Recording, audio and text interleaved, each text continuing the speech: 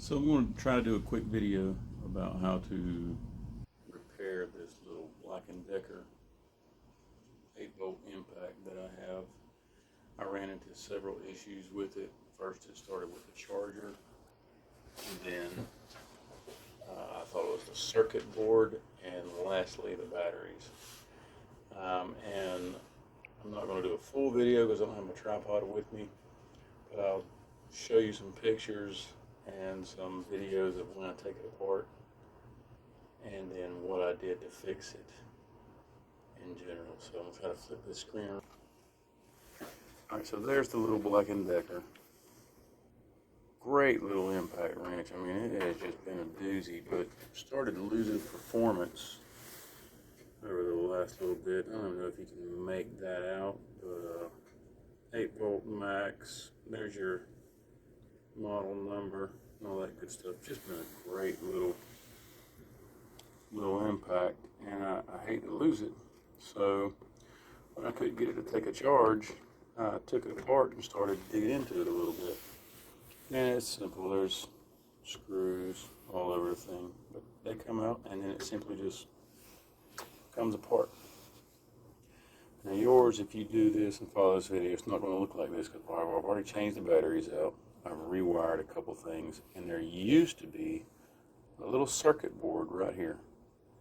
All that circuit board did was control the voltage a little bit, and it went back to an indicator light that used to go right here that would tell you when the device was charged. So again, I don't know how well you're going to be able to see it.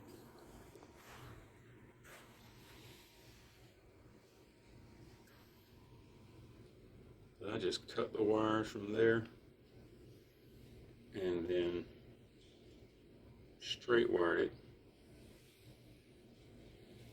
Also did the same thing here. And then I got me a battery charger off of Amazon. It actually charges 12 volts and 8 volts.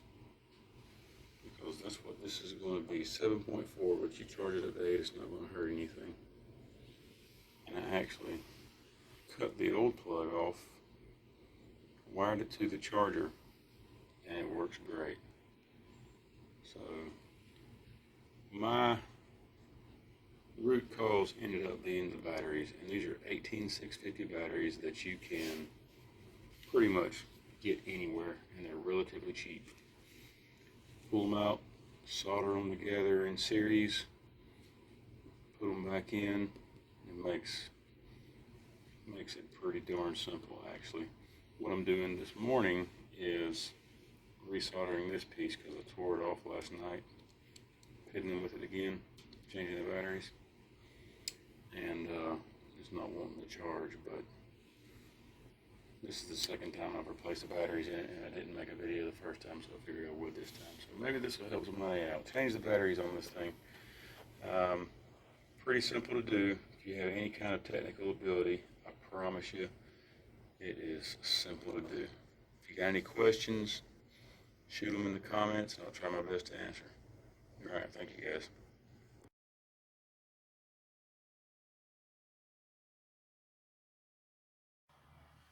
So here it is, back together. I actually stole some 18650s out of that Porter cable battery that had gone bad on me. One of the batteries in that went bad, so there was 4 or 5 in there total. I stole 2 of them, put them in here, wired them in series, and then this is the little makeup I have. So that's the original plug, and then it just goes down. I've wired it together here to your standard charger type, and then I bought that generic brand. You see the green light, it has actually charged it up, so you can see 8 volt and 12 volt on there, and it works great. The variable speed works. So apparently the potentiometer is in the trigger, which is fine with me. Whatever you want to, I believe it's called a potentiometer. Forward, reverse. and seems to be working good. So maybe this will help somebody out.